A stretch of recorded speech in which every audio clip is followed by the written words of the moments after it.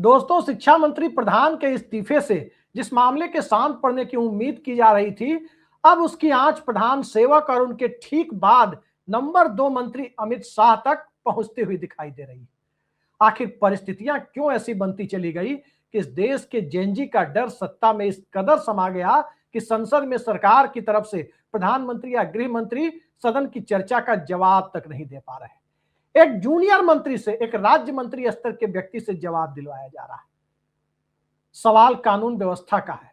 सवाल कानून व्यवस्था का इसलिए भी है क्योंकि दिल्ली के अंदर जो पैलेट गन या गोली चलाने की बातें सामने आ रही है, वो आदेश किसने दिया। दिल्ली में कोई पूर्ण राज्य जैसी व्यवस्था है नहीं कि किसी राज्य के मुख्यमंत्री या गृह मंत्री के मत्थे इसको मढ़ दिया जाए। दिल्ली केंद्र शासित प्रदेश है। गृह मंत्री अमित शाह दिल्ली पुलिस के भी मुखिया हैं, रैपिड एक्शन फोर्स के भी मुखिया हैं, इसके साथ साथ पैरामिलिट्री के भी मुखिया हैं। तमाम तरह के जो सेंट्रल फोर्सेज हैं, पैरामिलिट्री फोर्सेज या केंद्र शासित प्रदेशों की पुलिस, उन सब के मुखिया, उन सब के प्रमुख एक तरह से गृह मंत्री अमित शाह हैं। वही उनके विभाग के सबसे बड़े बॉस हैं। तब सवाल यह उठता है कि आदेश किसने दिया।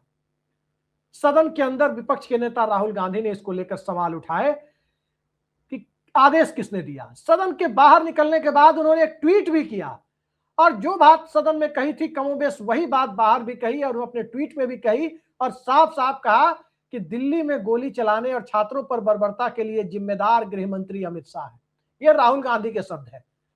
और उसके आगे वो जोड़ते हैं कि अगर अमित शाह को जानकारी थी तब भी वो जिम्मेदार हैं कि उन्होंने आदेश दिए, और अगर उनको जानकारी नहीं थी तब भी वो अनभिज्ञता के कारण कि गृह मंत्रालय चलाने के योग्य वो नहीं है, लिहाजा तब भी वो जिम्मेदार है, तब भी वो इसके लिए जवाब दें। राहुल गांधी के तर्कों में दम तो नजर आता है, लेकिन आज के दौर में सत्ता जिस तरह का नैरेटिव सेट करती है वो तर्कों के आधार पर नहीं बल्कि कुतर्क के आधार पर मौजूदा दौर में व्यवस्था को चलाने की कोशिशें होती है। अमित शाह के इस्तीफे की मांग तक ये मामला अब जाता क्यों दिख रहा है? क्या ये मामला अमित शाह के इस्तीफे पर अब जाके रुकेगा? इस सवाल के पहले सदन के अंदर आज क्या हुआ और सदन के बाहर की परिस्थितियां कैसी बन रही है, दोनों पर एक निगाह डालना इसलिए जरूरी हो जाता है क्योंकि सियासत अब राजनेताओं के हाथ से निकलकर इस देश के सबसे प्रभावी मतदाता वर्ग जेनजी के हाथ में जाकर के सिमटती हुई नजर आ रही है। वो जेनजी जिसकी लगभग 36 करोड़ की आबादी इस देश में है, वो जेनजी जो इस देश का सबसे बड़ा डेमोग्राफिक समूह है, वो जेनजी जिसने मौजूदा दौर में नरेंद्र मोदी की सत्ता और इकबाल दोनों को हिलाकर रख दिया। दरअसल सदन के अंदर जब सरकार की तरफ से जवाब दिया गया तो सबसे बड़ा आश्चर्य इस बात को लेकर हुआ कि प्रधानमंत्री और गृह मंत्री जवाब देने नहीं आ रहे। आखिर जेनजी का डर इतना ज्यादा क्यों है कि सदन के अंदर बोलने में भी वरिष्ठ मंत्रियों को हिचक लग रही है, और फिर एक जूनियर मंत्री को, राज्य मंत्री स्तर के व्यक्ति को, डीओपीटी के मंत्री, राज्य मंत्री डॉक्टर जितेंद्र सिंह से जवाब दिलवाया जाता है। जितेंद्र सिंह पर मैं आऊंगा, जितेंद्र सिंह से एक मेरा भी इंटरेक्शन रहा है जो बड़ा रोचक है, उसे भी मैं बताऊंगा अभी। लेकिन जितेंद्र सिंह ने जो जवाब दिया वो जवाब अपने आप में कई तरह की परिस्थितियों को पैदा कर रहा है। जितेंद्र सिंह ने जवाब में कहा कि गोली चलाने का आदेश मजिस्ट्रेट दे सकता है, पॉलिटिशियन नहीं, गृह मंत्री, प्रधानमंत्री या कोई नहीं। इसी तरह की बात संबित पात्रा ने भी कही। अब सवाल यह उठता है कि अगर गोली चलाने का आदेश मजिस्ट्रेट देता है तो क्या मुलायम सिंह यादव कारसेवकों पर जब गोली चली थी तब क्या वो कोई मजिस्ट्रेट थे? मुलायम सिंह यादव तो मुख्यमंत्री है, उनके पास गृह मंत्रालय था। फिर भारतीय जनता पार्टी के लोग क्यों यह आरोप लगाते हैं पिछले 36 सालों से कि मुलायम सिंह यादव ने कारसेवकों पर गोली चलवाई थी? दिल्ली में जेएनजी के ऊपर पैलेट गन चलाने के आदेश किसने दिए? बिहार में AK-47 चलाने की बात जो सामने आ रही है वो आदेश किसने दिए? इन सारे सवालों के जवाब को लेकर मौजूदा दौर में सत्ता पक्ष पिछड़ता हुआ नजर आया। सदन के अंदर हालांकि माहौल को भटकाने की कोशिशें भी हुई। माहौल को भटकाने की कोशिशें इस अंदाज में हुई कि कल भाजपा के एक सांसद निशिकांत दुबे, जो उल जुलूल बोलने के लिए ही जाने जाते हैं, वो देश के प्रथम प्रधानमंत्री जवाहरलाल नेहरू को अय्याश कहते हुए नजर आए। लोकसभा अध्यक्ष ने इस पर कोई आपत्ति नहीं की, जबकि इसके पहले लोकसभा अध्यक्ष पिछले कई सदन में हम लोग देख चुके हैं कि ये कह चुके हैं कई सत्रों में कि जो व्यक्ति सदन का सदस्य नहीं है उसके बारे में चर्चा नहीं हो सकती। लेकिन उस वक्त वो चुपचाप सुन रहे थे जब निशिकांत दुबे बोल रहे थे। लेकिन जब राहुल गांधी ने स्टूडेंट इडियट और अंधभक्त के बीच के फर्क को समझाने का प्रयास किया तो कई लोगों को इडियट शब्द पर आपत्ति थी कि एक असंसदीय, असंसदीय शब्दों को लेकर एक सब पार्लियामेंट की किताब भी है, असंसदीय शब्दावली, मोटी डिक्शनरी है। हो सकता है कि उसमें इडियट वर्ड, हो सकता है कि उसमें अय्याश शब्द, ये सारे शब्द उसमें असंसदीय घोषित हो। जहां तक मुझे किसी ने बताया, मैंने वो डिक्शनरी हालांकि पढ़ी नहीं है, किसी ने बताया कि ये सारे शब्द तो हैं इस मोटी डिक्शनरी में, एक शब्द उसमें नहीं है। हो सकता है कि आने वाले कुछ समय में डाल दिया जाए, नहीं तो आने वाले समय में कोई सांसद उसका इस्तेमाल कर देगा तो फिर दिक्कत हो जाएगी। लिहाजा एक नागरिक के नाते हमारी जिम्मेदारी है कि सरकार को यह बता दे कि एक आध शब्द है जिनको शामिल कर लिया जाना चाहिए, जैसे बकलोल। बकलोल शब्द आमतौर पर लोग इस्तेमाल करते हैं बोलचाल में, निश्चित तौर पर यह असंसदीय होना चाहिए, लेकिन डिक्शनरी में मुझे किसी ने बताया कि यह शब्द अब तक असंसदीय नहीं है। क्या पता मेरे वीडियो को देखने के बाद कानून बनाने वाले लोग और डिक्शनरी कंपाइल करने वाले लोग इस पर ध्यान दें। लेकिन आज संसद में जो हुआ उसके बाद तो साफ साफ दिखाई दे रहा है कि अब सत्ता के पास क्या विकल्प है, अब सिस्टम के पास क्या विकल्प है, और अब नैरेटिव सेट करने वाले गोदी मीडिया के सामने क्या विकल्प है। और इन सब के आगे जो सरकार के सबसे बड़े पॉलिटिकल मैनेजर, क्राइसिस मैनेजर जो भी कहें वो माने जाते हैं, गृह मंत्री अमित शाह के सामने क्या विकल्प है। एक सवाल ये उठता है कि आंदोलन को इंस्टाग्राम का आंदोलन समझने की भूल करने वाले लोगों को जो सबक इस जेनजी आंदोलन से मिला, क्या उस सबक को आगे लेकर चलने के लिए सत्ता तैयार है? क्या राजनीतिक दल तैयार है? ये एक सवाल है। दूसरा सवाल यह है कि जिस तरह का कानून बनाया गया कि पेपर लीक पकड़ा जाएगा, अगर उसमें जो दोषी साबित होंगे उन्हें कड़ी से कड़ी सजा दी जाएगी, ऐसा कानून तो 2-3 साल पहले भी बनाया गया था। क्या नतीजा निकला उसका? क्या उससे पेपर लीक बंद हो गया? दरअसल पेपर लीक के लिए उसको रोकने के लिए जिस तरह की व्यवस्था की जरूरत है और जिस तरह की मानसिकता की जरूरत है, वो करने के लिए कोई तैयार नहीं है। बिहार के एक वरिष्ठ पत्रकार है Santosh Singh, Times of Swaraj channel चलाते हैं। मैं अपने दर्शकों से कहूंगा कि उनके चैनल पर जाकर के वो देख सकते हैं कि बिहार के पुराने पेपर लीक से कैसे गुजरात लॉबी का नाता जुड़ा हुआ है, उसे उन्होंने खुलकर बताया है। उस मामले में मैंने कोई इन्वेस्टिगेशन नहीं की है, लेकिन जो खबर संतोष जी ने बताई है वो काफी अच्छी और काफी सारगर्भित खबर है और पूरी रिसर्च के साथ उन्होंने बताई है। सवाल ये उठता है कि क्या पेपर लीक माफिया पर इसलिए कार्रवाई नहीं होती क्योंकि कहीं ना कहीं उनके तार गुजरात से जुड़ जाते हैं? सिर्फ प्रधान का इस्तीफा लेकर प्रधान सेवक को बचाने की कोशिशें होती हैं, और अब प्रधान सेवक को बचाने की कोशिशों में क्या अमित शाह ही सीधे निशाने पर आ गए? आज जब जितेंद्र सिंह जवाब दे रहे थे तो मेरे मन में कई सारे सवाल उमड़ घुमा रहे थे कि सत्ता में राजनाथ सिंह बैठे हुए हैं, जो भारतीय जनता पार्टी संसदीय दल के उपनेता भी हैं, नरेंद्र मोदी कैबिनेट में नरेंद्र मोदी के बाद नंबर 2 के मंत्री भी वही हैं, प्रधानमंत्री की अनुपस्थिति में कैबिनेट की अध्यक्षता भी वही करते हैं। फिर राजनाथ सिंह ने जवाब क्यों नहीं दिया? यह सवाल है। जितेंद्र सिंह से क्यों जवाब दिलाया गया, और जितेंद्र सिंह की सदन में सवाल जवाब करने की योग्यता क्या है, या फिर छात्रों के प्रतिनिधिमंडल और छात्र मुद्दों से निपटने की योग्यता क्या है? एक व्यक्तिगत अनुभव मैं आपके साथ साझा करता हूं। 2014 का साल था, सीसेट आंदोलन शुरू हुआ था। उस वक्त जितेंद्र सिंह ने छात्रों के एक प्रतिनिधिमंडल को मिलने के लिए बुलाया। संयोगवश मुझे भी कुछ छात्र थे, वो पकड़ के ले गए कि तुम भी चलो, चलना चाहिए। मैं भी चला गया। 5-6 छात्र थे और 7-8 उसमें लड़कियां थी, और नॉर्थ ब्लॉक में तब उनका डीओपीटी का मंत्रालय था, वहीं पर मुलाकात हुई। और जितेंद्र सिंह उस मुलाकात में इतने बिफरे कि उससे कहीं ज्यादा गुस्सा मुझे आ गया। बहुत साफ साफ कहें तो छात्रों के साथ जितेंद्र सिंह बदतमीजी पर उतर आए थे। बात करने तक का लहजा उनका छात्रों के साथ सही नहीं था। मैं खुद इस बात का गवाह हूं, भुक्तभोगी हूं, इसलिए बता रहा हूं। नतीजा यह हुआ कि जिस टोन में और जिस तेजी में जितेंद्र सिंह अपना गुस्सा निकाल रहे थे, पहली बार सांसद बने थे, पहली बार मंत्री बने थे, 1.5-2 महीने उन्हें सांसद और मंत्री बने हुए थे, और अभी भी उन्हें लग रहा था कि अभी भी वो पैरासीटामोल और रेमिप्राजोल देने वाले डॉक्टर हैं, पर्ची लिखने वाले डॉक्टर जितेंद्र सिंह। वो उस मानसिकता से निकल ही नहीं पाए थे कि अब आला लगाने और ब्लड प्रेशर चेक करने की जगह अब जनता सरकार का ब्लड प्रेशर चेक करेगी और उस व्यवस्था का वो हिस्सा है, वो समझ ही नहीं पाए थे। छात्रों के ऊपर उन्होंने गुस्सा निकालना शुरू किया कि छात्र आंदोलन क्यों कर रहे हैं। छात्रों को भी गुस्सा आया और मुझे कुछ ज्यादा ही गुस्सा आ गया, और मैंने भी जो बातें बोली मैं यहां नहीं बोल सकता। लेकिन एक ऐसे मंत्री को सामने लाया जाना, वो भी छात्र आंदोलन पर सरकार की तरफ से जवाब देने के लिए, थोड़ा व्यक्तिगत तौर पर मुझे अटपटा जरूर लगा। क्योंकि जिस व्यक्ति को छात्रों की समस्याओं की रत्ती भर भी परवाह नहीं है और जो उसके मंत्रालय का काम नहीं है, उसमें जवाब देने के लिए उन्हें खड़ा किया गया। घूम फिरकर सवाल वही आता है कि सदन से भाग क्यों रहे हैं प्रधानमंत्री और गृह मंत्री? आखिर कारण क्या है? और एक और रोचक तथ्य इसमें आकर यह जुड़ जाता है, आज एक बिल पास कराया गया। भारतीय जनता पार्टी ने बिल के लिए व्हिप भी जारी किया था। बिल पास कराया गया वही नकल विरोधी, वो पेपर लीक विरोधी बिल, कि पेपर लीक को कैसे रोका जाए, कड़ी से कड़ी सजा दी जाए जो भी लोग पेपर लीक के मामले में संलिप्त पाए जाए।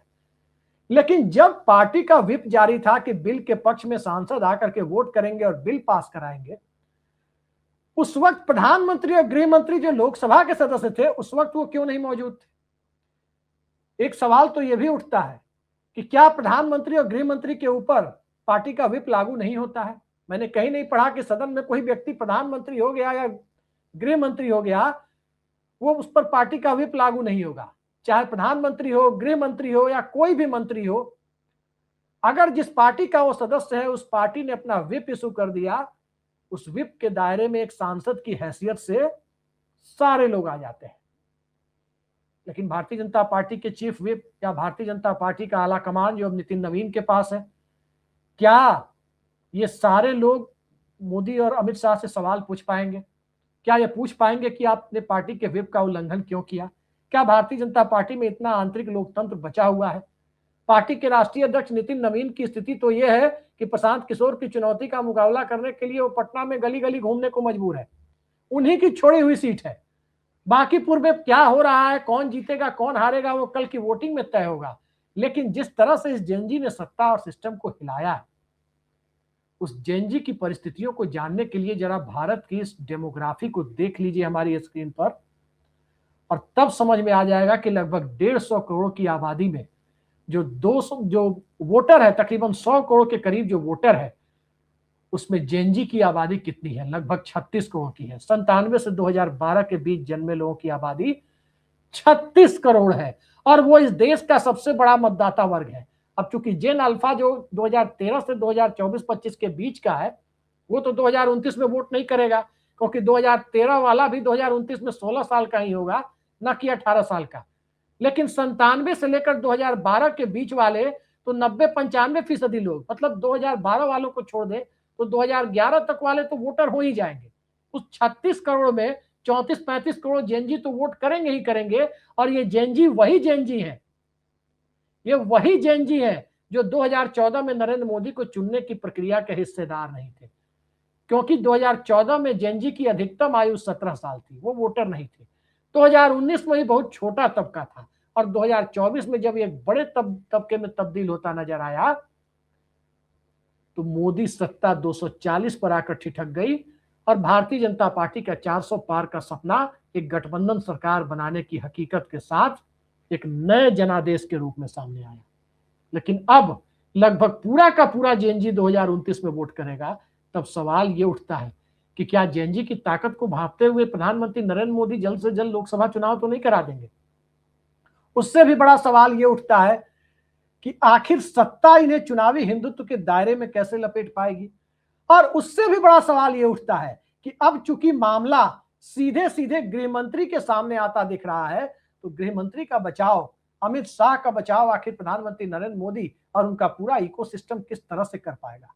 अब तक हम ये देखते रहे कि सदन के अंदर या सदन के बाहर प्रधानमंत्री नरेंद्र मोदी का बचाव करते हुए गृह मंत्री अमित शाह दिखाई दिए।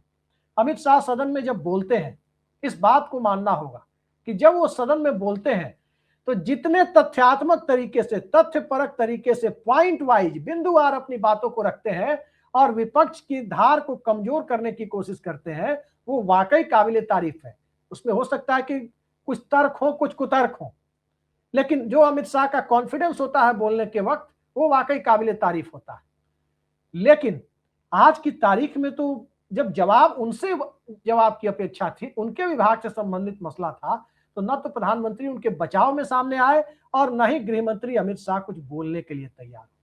अब इस स्थिति में आखिर जेनजी क्या करेगा, जेन अल्फा क्या करेगा, और जेनजी और जेन अल्फा के बीच जो जेनजी के ठीक ऊपर वाले मिलेनियल्स हैं, 81 से 96 वाले लोग, जो लोग 2014 में नरेंद्र मोदी को अच्छे दिनों की आस के साथ, अच्छे दिनों की उम्मीद में चुन कर लाए थे, उनमें से कितने सारे लोग मोदी के साथ अपना भरोसा बनाए रख पाएंगे, ये बहुत बड़ा सवाल है मौजूदा दौर में। और मौजूदा दौर में अब मामला धर्मेंद्र प्रधान का नहीं, अब मामला सिर्फ पेपर लीक का नहीं, अब मामला सिर्फ नौजवानों और किसानों की समस्या का नहीं, अब मामला पूरी तरह से देश के अंदर बदले हुए हालात और बदले हुए माहौल के बीच पॉलिटिकल डिस्कोर्स को सेट करने का है, राजनीतिक मिजाज को तय करने का मामला जब बनता जा रहा है। उस मामले में क्या अब नरेंद्र मोदी का सूर्य अस्ताचल की ओर है? क्या भारतीय जनता पार्टी का राजनीतिक सूरज जो 2014 में शिखर पर पहुंचा था, क्या अब वो नीचे जाने की तरफ बहुत तेजी से अग्रसर है? सबसे ताजा उदाहरण तो उत्तर प्रदेश में दिखाई देगा, जहां महज 4-5 महीने या 6 महीने बाद चुनाव होने हैं। उसके बाद दूसरे कई राज्यों में दिखाई देगा, और उसके बाद की परिस्थितियों को देखें तो लोकसभा चुनाव में भी दिखाई देगा। मूल सवाल यही है कि जब मामला गृह मंत्री तक आता दिख रहा है, और ये मामला घटने वाला नहीं है बल्कि बढ़ने वाला है, और राजनीतिक तौर पर बढ़ने वाला नहीं है बल्कि राजनीति को प्रभावित करने के लिए बढ़ने वाला है। इसलिए बढ़ने वाला है कि जैसे जैसे साल बीतता जाएगा, महीने बीतते जाएंगे, वैसे वैसे जेनजी के अंदर की जो आखिरी पीढ़ी है 2010-11, जैसे आज 2026 है, तो आज की तारीख में 2008 तक वाले जेनजी ही वोटर है। अब लोकसभा चुनाव यदि 2027 में होगा तो उसमें 2009 वाले भी वोटर होंगे। 36 करोड़ की आबादी में अगर आज देखा जाए तो 28-29 करोड़ ही वोटर है, लेकिन अगले 2 से 3 साल में इस 36 करोड़ में से 34 से 35 करोड़ वोटर में तब्दील हो जाएंगे। फिर सत्ता क्या करेगी? और ये जेनजी न तो जाति के आग्रहों में फंस रही है, न धर्म के सांप्रदायिकता के आग्रहों में फंस रही है, और न ही किसी तरह से नफरत की बुनियाद पर अपने एजेंडे को तय करने के लिए मानसिक तौर पर खुद को तैयार कर पा रही है। जंतर मंतर पर जो नारे लग रहे थे, वहीं तक इस प्रदर्शन को देखना उचित नहीं होगा, बल्कि थोड़ा आगे बढ़कर इसे देखने की कोशिश करें तो आपको ये सारी चीजें वहां भी दिखाई देंगी। जब पटना से लेकर प्रयागराज तक, जबलपुर से लेकर हैदराबाद तक, और महाराष्ट्र के अंदर मुंबई से लेकर राजस्थान और देश के कोने कोने के कस्बे तक जो प्रदर्शन शुरू हो गए, उन प्रदर्शनों के आईने में यदि आज के भारत की बदलती हुई तस्वीर को देखने की कोशिश करें तो समझ में आ जाएगा कि अब आरएसएस और भारतीय जनता पार्टी का एजेंडा पूरी तरह से जमीन पर उतरता हुआ दिखाई नहीं दे रहा, बल्कि पटरी से उतरता हुआ ज्यादा दिखाई दे रहा है। देखते हैं किस तरह की परिस्थितियां अभी बनती है। फिलहाल संसद में कल और आज जो बहस हुई है उसमें अपोजिशन यानी विपक्ष एक विजेता के तौर पर निकला है, और जब विजेता के तौर पर अपोजिशन निकल रहा है तो फिर छोड़ दीजिए बात कॉकरोच की, छोड़ दीजिए बात राहुल गांधी की भी, छोड़ दीजिए बात अभिजीत दीपके और सोनम वांगचुक की भी, और छोड़ दीजिए बात नरेंद्र मोदी और अमित शाह की भी। बात घूम फिर करके वहीं आ जाएगी कि जेनजी बदलाव चाहता है तो बदलाव की प्रक्रिया में सबसे आगे कौन दिखाई देता है। अन्ना हजारे ने आंदोलन किया, उस आंदोलन में बदलाव की प्रक्रिया में सबसे आगे दिल्ली की एक म्यूनिसिपैलिटी वाले राज्य के भीतर तो आम आदमी पार्टी उभर के आई, लेकिन पूरे देश में जो पहले से स्थापित विपक्ष थी भारतीय जनता पार्टी, वही जनता के सामने विकल्प के रूप में सामने आया। अब यहां विकल्प कैसा होगा, भविष्यवाणी तो मुश्किल है, लेकिन एक बात तो साफ है कि जेनजी के मिजाज ने सबको डरा दिया है, सत्ता और सिस्टम सबको डरा दिया है। और अब आगे कितने विकेट ये जेनजी गिराएगा, क्या अमित शाह का विकेट गिराएगा, क्या नरेंद्र मोदी का विकेट गिराएगा, या प्रधान के बाद आधा दर्जन से ज्यादा विकेट मुख्यमंत्रियों के भी गिरवा देगा, ये कहना थोड़ा मुश्किल है। लेकिन इंतजार कीजिए, विकेट गिरेंगे ये बात तो तय है, कितने गिरेंगे इस पर अलग अलग लोगों की राय अलग अलग हो सकती है। आज के लिए इतना ही, नमस्कार।